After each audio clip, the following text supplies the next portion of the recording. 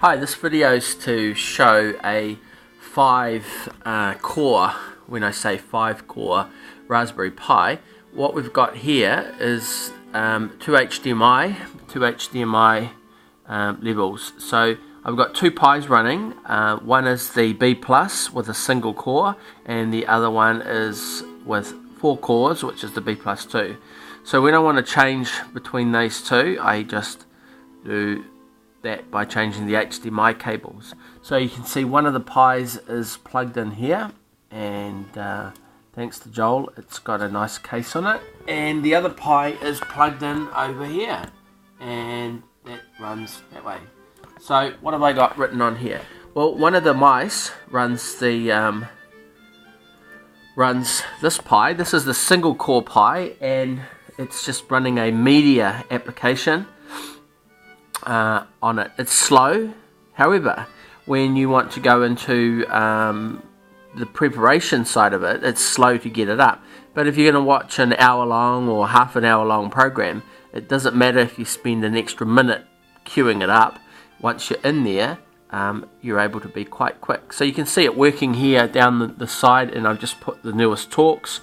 And I'm just going to dwell on this for a few minutes just to give you an idea of what it actually, the time it actually takes. So here we go. We can just pick a talk about 3D printing, for example. And this is the chat. So it does load, but it does take a little bit of time. But as I said before, once it's away, it's away. So it's plugged in, so I put the headphones on, and I can sit here in the lounge and I can watch that.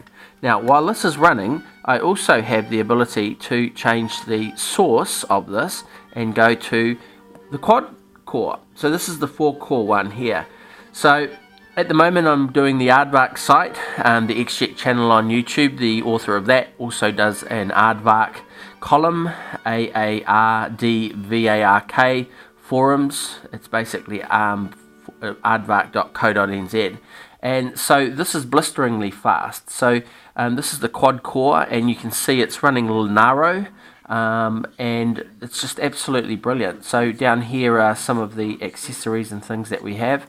So I use the quad core at this level, and it's brilliant. I've got the television plugged into the quad core, so if I wanted to reboot out of here, I can just turn it off.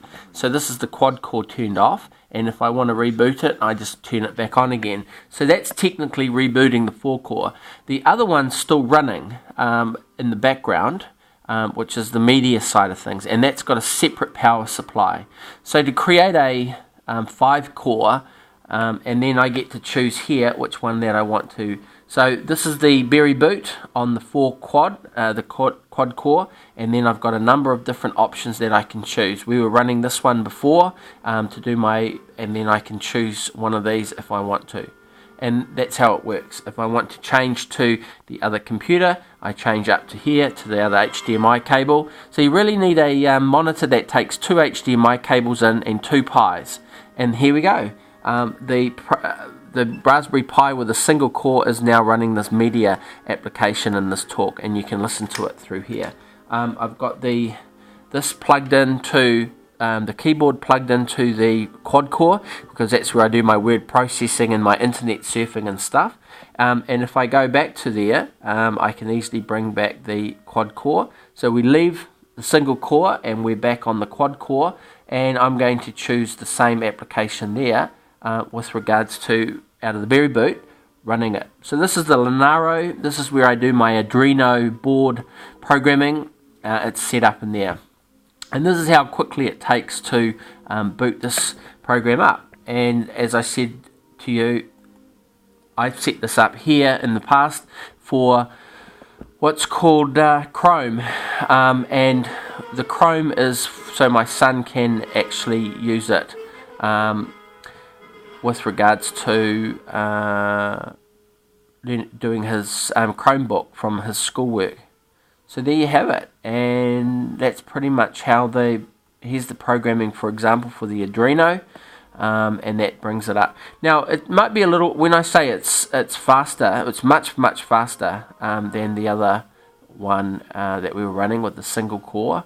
And there you go, we've got the examples, if you like, from the Arduino stuff down through here. So anyway, that's how you use a controller for a television, and you can run 5 cores at the same time with regards to having 2 Raspberry Pis running. And then we're back to this. So if you're, for example, if I went back to this one here and I wanted to download a video, a Google, say a YouTube video, I can come up here and open a site. For example, I'll put YouTube in, and then we'll see how that runs. So this is YouTube here, and if I want to upload, I can. And once I'm uploading a video, for example, if I push upload here, so this, for example, this I'm recording here now on the camera. I can click that into one of the ports that go into the quad core, and I can then pick a file off there, and then I'm able to, for example, pick videos, and then I can pick a file there which I can start uploading. Now once that's uploading, and it might take 2 hours, I can then cross back to this here, and all of a sudden I'm back on with a different mouse. So I'm running 2 mice at the same time, and then this is now doing a 3D printed version of something as it presently is running on the program. So 2 mice and away you go.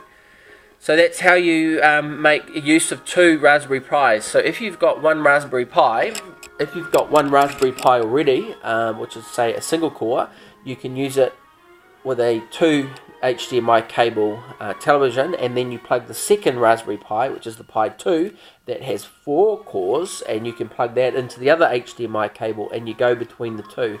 So you'll need 2 mice, 1 commander, and 1 keyboard, and 1 screen, and away she goes with regards to running it. So you have a full suite of a computer suite, and time delays are not a problem because you end up watching programs and media stuff like this. This is a TED Talks, and you've got a number of other things that you can actually make and do with regards to that. Okay, so I just wanted to get some comments. If you're subscribing, or you haven't subscribed to this channel, could you please subscribe, because this channel's everyday objects and not so everyday ways. And your subscription, it doesn't affect you, but it does mean a lot to me. And once you are subscribed, I really do appreciate comments, even if it's just to say hi, but a little bit more information in that for others. Really, when they read it, it gives them an idea of what your thoughts and thinking are of this. And I'd also like to hear how you get on with regards to having a 2 Pis connected to 1 television through the HDMI cable. Okay, so back to the thing and the talk, and we'll see you later.